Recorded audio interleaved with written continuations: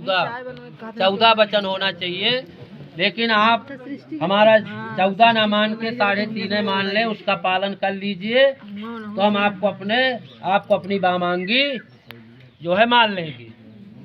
तो पहले वचन में बर महोदय कह रहे हैं, मदीय चित्तानुगतम च चित्तम सदा मदांग्या परिपालनञ्च पतिव्रता धर्म परायणत्वं कुर्या सदा सर्वमिमं प्रयत्नम।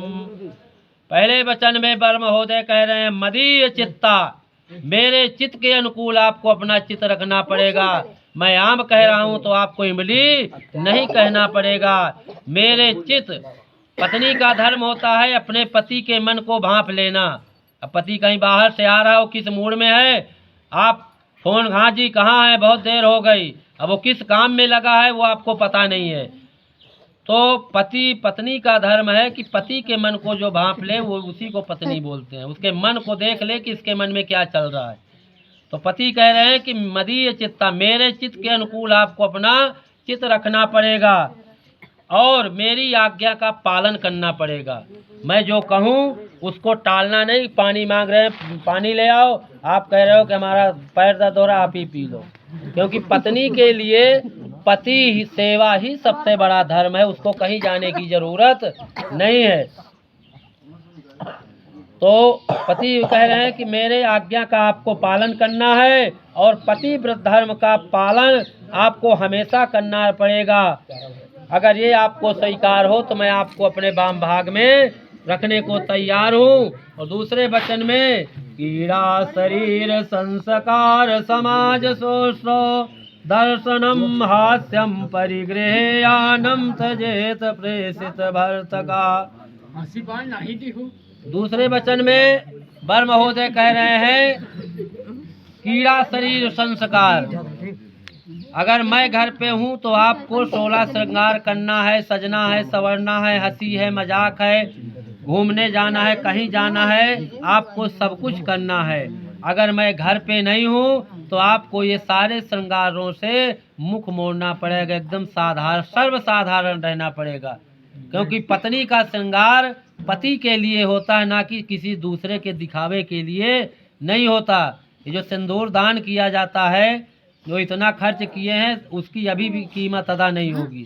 सिंदूर दान का मतलब किसी पराये मर्द की जो है सिंदूर दान में नज़र नहीं पड़ना चाहिए। सिंदूर का मतलब ये होता है, सिंदूर जो औरत भरती है अपने पति के नाम का 24 घंटा उसके सर पे रहता है, तो दूसरे मर्द की नज़र भी नहीं उसमें पड़ना चाहिए। पर ये संभव आज कलयुग में नहीं है। तो अगर मैं घर पे हूँ तो आपको ये सब करना है, हंसी मजाक श्रृंगार सब कुछ। अगर घर पे नहीं हूँ तो आपको कुछ भी नहीं करना, ये आपको ध्यान रखना पड़ेगा। उद्याने मद्यपाने चा राजद्वारे पिता गृहे आज्ञा बिना न गंतव्यम पतिव्रत परायणे। उद्याने, उद्यान माने, उद्यान कहते हैं रात को, और एक शब्द होता है उद्यान माने बगीचा। आपको रात्रि के समय कहीं नहीं जाना, रात्रि में औरत जात को नहीं निकलना चाहिए घर के बाहर, और बगीचे में भी नहीं जाना। और राजद्वारे, राजद्वारे का मतलब अब राजा नहीं रहे, अब हाई कोर्ट सुप्रीम कोर्ट है, अब आज के राजा वही है। तो वहाँ आपको नहीं जाना कि थोड़ा से आपका टिन्न फुस हुआ, आप बैग उठाए कह रहे हम हाई कोर्ट जा रहे हैं, हम प्रयागराज जा रहे हैं, ऐसे आपको नहीं करना। जैसे आप दोनों में कुछ होता है तो आपस में उसको समझ के अपना उसको शांत कर लीजिए। आज्ञा बिन न गंतव्यम पतिव्रत परायणे, बिना आज्ञा के आज के बाद से आपके माँ बाप का साया भी यहाँ से उठ जाएगा। आज के बाद से आपके मालिक आपके पति हो गए। आपके माँ बाप के यहाँ अगर कोई कुछ हो रहा है, फंक्शन हो रहा है, अगर वो नहीं बुला रहे तो आपको वहाँ नहीं जाना, बिना बुलाए आपको अपने घर भी नहीं जाना। एक बार शंकर जी पार्वती जी के पहले सती थी, हिमालय की पुत्री दक्ष, तो सती से उनका विवाह हुआ। यह दक्ष जो थे वो शंकर जी से विरोध करते थे, तो उन्होंने एक बार यज्ञ किया तो शंकर जी का निमंत्रण उन्होंने नहीं दिया। तो सती ने कहा कि स्वामी हम तो जाएंगे, हमारे पिताजी के यहाँ यज्ञ है, आप जाइए चाहे ना जाइए। शंकर जी ने मना किया कि देवी अगर कोई बुलाता है तभी जाइए, लाख आपके माँ बाप है वो आपको नहीं बुलाए आप वहाँ मत जाइए।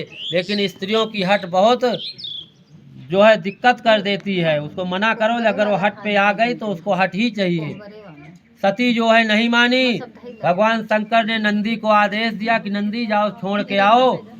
अब सती वहां गई तो सारे देवताओं का जो है सिंहासन लगा था, लेकिन शंकर जी का सिंहासन कहीं नहीं दिखा। और उनकी जो बहनें थी सती की, वो भी उनसे मजाक किया। माँ थी थोड़ा से बोली, पिता बोले ही नहीं। सती ने देखा कि हमारे स्वामी का तो कहीं कुछ लगे नहीं। अब सती ने सोचा कि अब ना मैं माँ बाप की तरफ रह गई और ना उधर शंकर जी को ही छोड़ दिया, वहाँ भी नहीं जा सकती। तो वहीं पे वो जो है उसी हवन कुंड में उन्होंने अपनी आत्महत्या की थी।